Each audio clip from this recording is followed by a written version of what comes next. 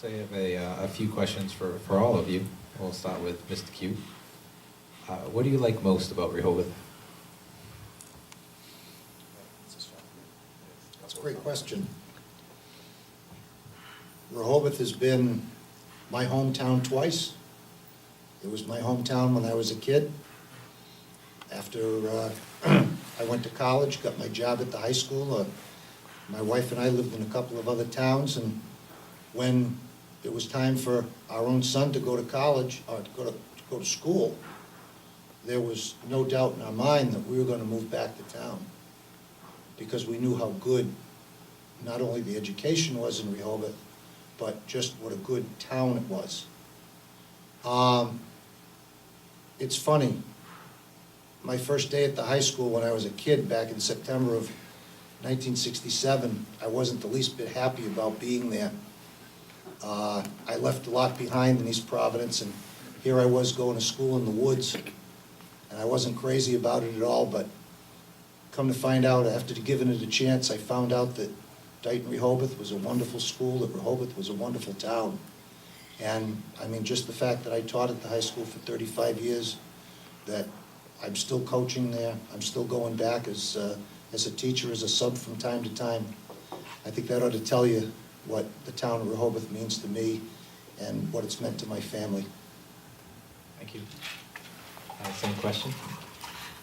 I'd have to say the people. The people is the first thing that attracted me to Rehoboth. Everybody, you hear moving from, I moved from Pennsylvania, that moving to the Northeast, they're very standoffish, they don't like people moving in, and that's not what we found when we moved here. In fact, the first day we had gone to KP Diner, and as we were walking out, we were stopped, and the people said, "Who are you? We don't know you."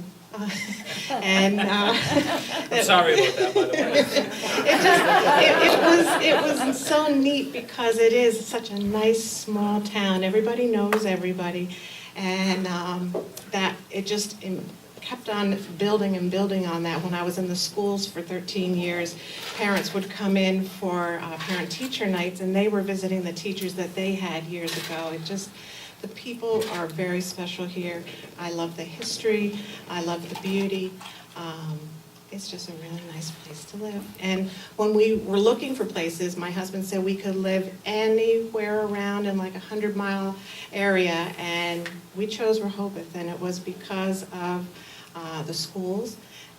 Jennifer is doing quite well. She ended up getting a scholarship to Bryant University, and then graduated from Bryant first in her class in honors finance. So that's because of the good DR education. So it was a good choice, and it continues to be. Thank you. For me, I'll sum it up real quick and real fast. It's my home. That's it. We'll go back down the other way. We'll start with Mr. Procopio. What do you see as the biggest challenges currently facing Rehoboth? Money. Plain and simple. We need a lot of things. We need a new police station, we need a new fire station, we need a new town hall. All these things are going to come back. They're going to keep coming back every year. And eventually, the town, we're going to have to do it. It's that simple. The people up in the town hall, I know what Mrs. Schwall sees up there. I've been up there enough myself. Our town hall, let's face it, our town hall is pretty embarrassing. And we really need to have a new town hall. The police station is one of the smallest ones around. The ladies don't even have a locker room to their own. They use a closet. We need to do better, especially for all of our public servants. We need to do better. And that's just my view on where we need to go. Thank you. I echo Chuck with our biggest stumbling block is the money. We need to find a balance of getting more money into town and not taxing those people who have lived in town for so many years, and are pushed out of town in their senior years because they can't afford the taxes. So there's some balance that we need to find where we're able to get more money in here. I do play the lottery when it's over 100,000, 100 million, in hopes that we could, build that town hall.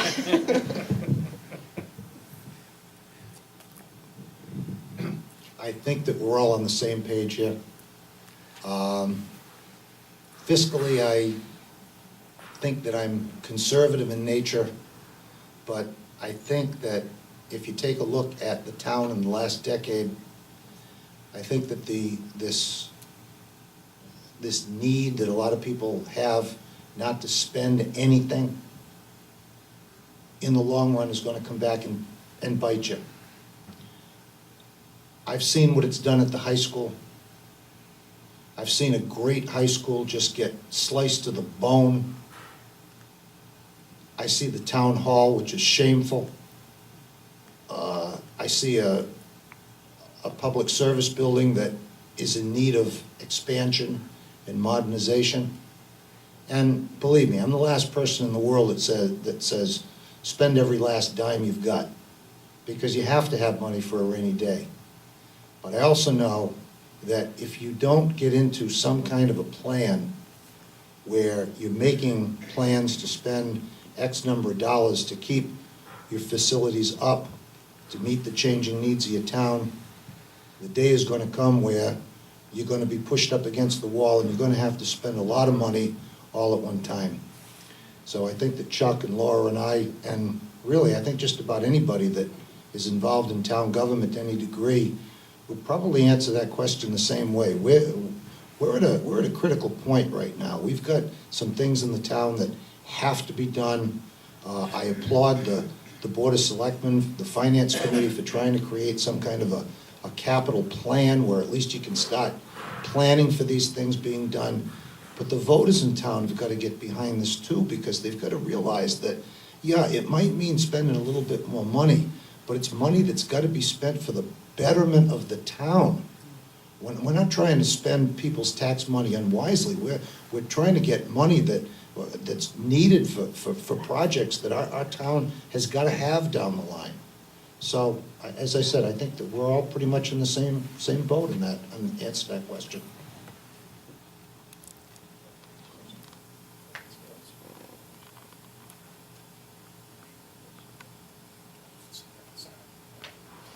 All right, so those are all the questions we have for you. So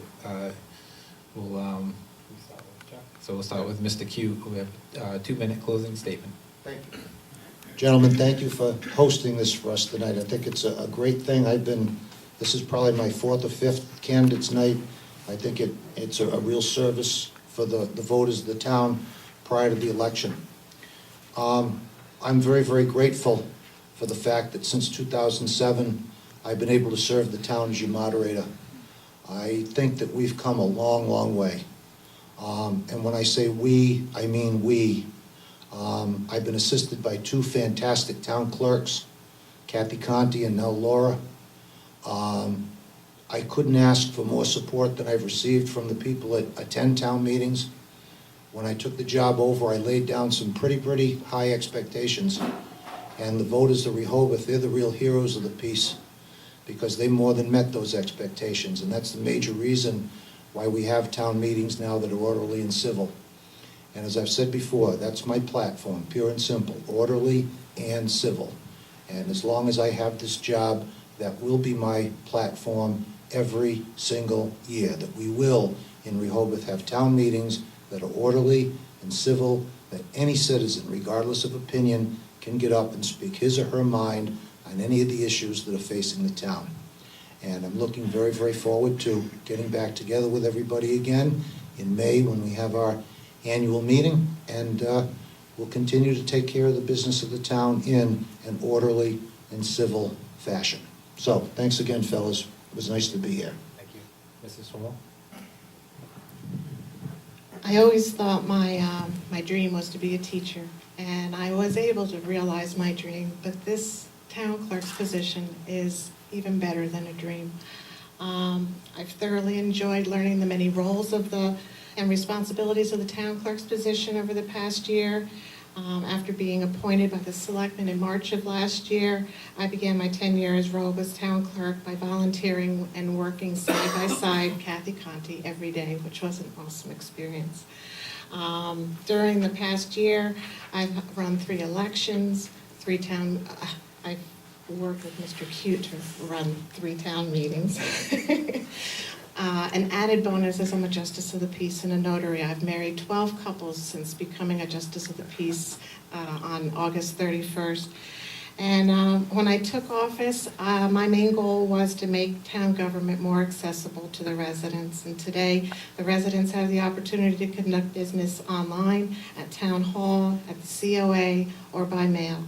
And as keeper of the records, I've had the pleasure of working with the Historical Commission, CPC, to preserve the historical records, which date back to 1633 for future generations to enjoy. And I also enjoyed working with the town administrator and fellow department heads to conduct the records management study for the town documents and streamlining, organizing, and electronically documenting those files. As you can tell, I love the job. I've been to the high school and I've done a voter registration with the 18-year-olds, so they're ready for our April 7th election, and I plan on going back in November to do, or September, October, to do the same. And I love the job, and I look forward to many more years of being your town clerk, so I hope you support me. Thank you. Thank you. Mr. Procopio? Thank you. First, I'd like to recognize the moderator, Mr. Moderator. Thank you, sir. You are recognized, Mr. Procopio. Thank you, sir. Like I said, I'm running on my dedication. I think that leads me into this position. I've got close to 30 years of experience in building, both commercial and residential, so I don't believe that's going to be a problem for me. It's an important position that I'd really like to take, and I just hope that I can round up the votes. Thank you. Well, on behalf of the RBA, I'd like to thank all 3 of you for your service to the town. You've all served in some capacity in the past, and hopefully will continue to do so. And thank you for taking the time tonight to come out and meet with us. We really appreciate it. Thank you. Thank you.